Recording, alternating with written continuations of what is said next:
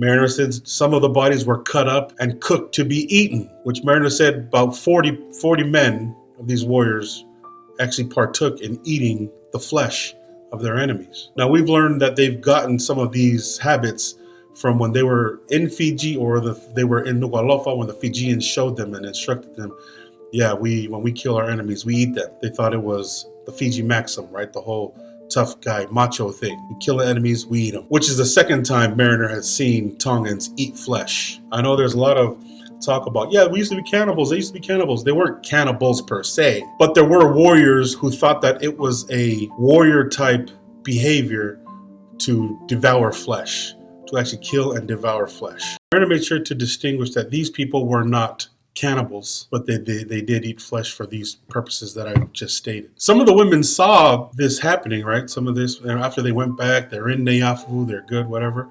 But they were still disgusted with the guys who ate flesh. They would be like,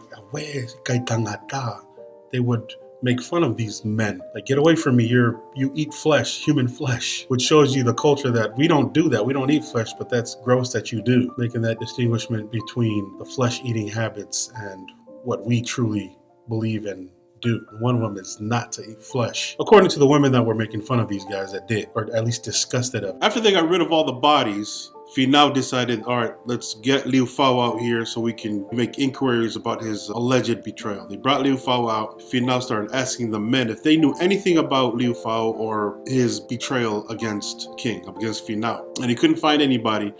They were speaking good of him. He was loved by his men, and he was loyal to Finau, and Liu Fao was pleading to Finau, I've been loyal to you. My son may have betrayed you, but that was for his own purpose. He had to deal with the enemy, and that was just him.